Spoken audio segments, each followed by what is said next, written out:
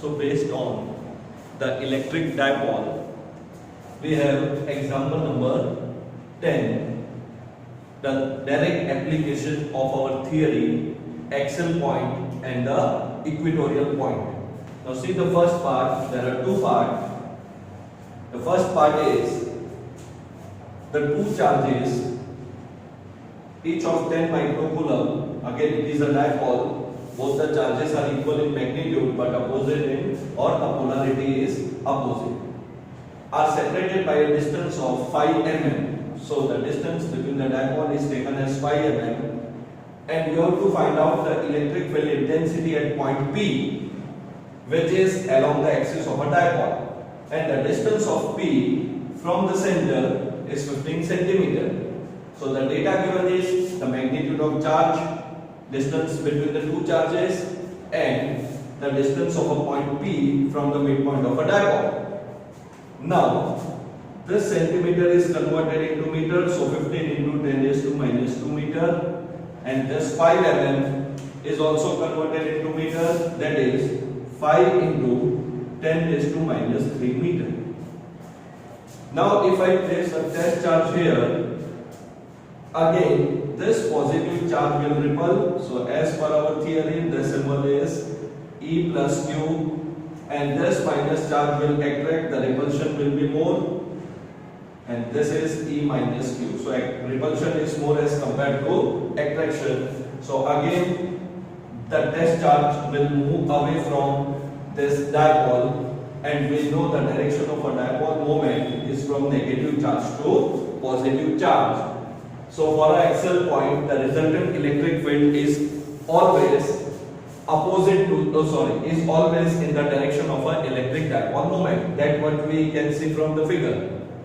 Now check here, if I say the order of this mm is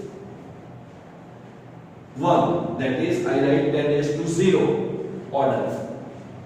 So the order of centimeter becomes 10 raised to 1, because centimeter is greater than mm, and 1 centimeter is equal to 10 mm. So the order of centimeter is more as compared to mm.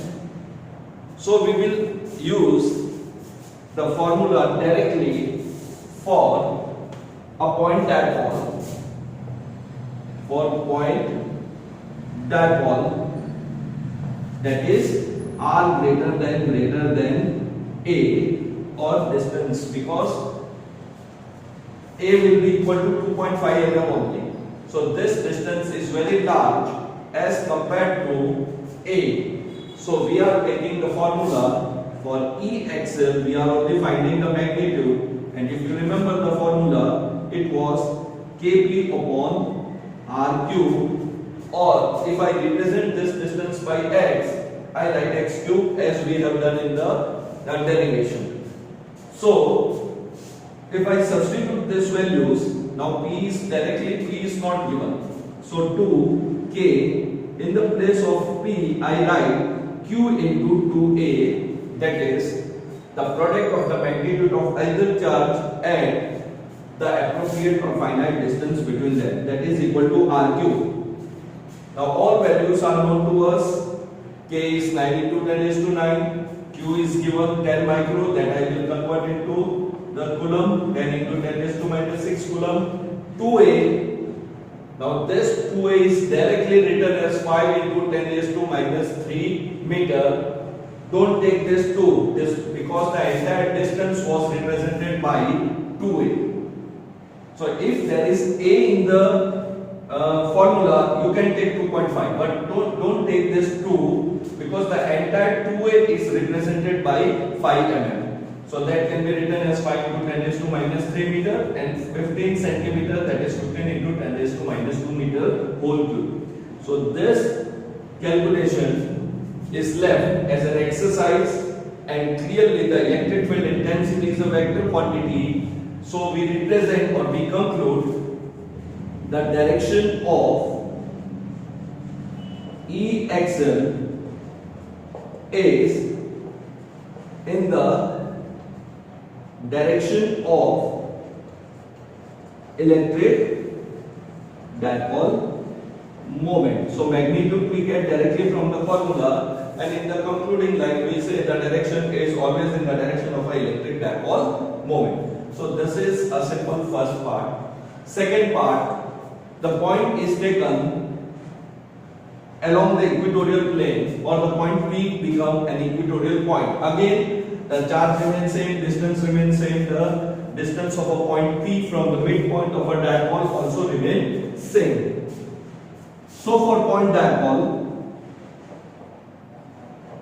that is point dipole means R is greater than A, E equatorial is equal to Kp upon R cube. So if I consider a direction, we have written minus Kp P cap upon R cube. But because here I am only finding the magnitude only, now this P can be written as K cube into 2A upon R cube. Again we substitute all the values and find out the answer, which is again left as an exercise. Now let us check the direction again. We have done this in theory. So if I place a test charge here, this positive charge will repel and it will be called as E plus Q vector. Similarly, this negative charge will attract, so it becomes E minus 2. So if you remember, we have resolved this two components and we found that the component which is normal to the dipole and that component was sine component cancelled out, and the resultant were the cos component, and it comes out to be along or between E plus and E minus. Now if you see the direction, this is negative charge, this is positive. So dipole moment is say along the x-axis. Then your E resultant or E equatorial is opposite to the dipole moment. So again we write the concluding line, the direction of E equatorial or electric field at the equatorial point, the direction of E equatorial is opposite to the direction of electric dipole moment. So this is all about the electric dipole. In the first part we have defined electric dipole moment, whether it is a scalar or a vector quantity. We have defined its direction. Then there were two topics where we found the electric field intensity on the axial point of a dipole and on the equatorial point. And now this is the example direct application of the formula. So here we complete the concept of electric dipole. Have a good day.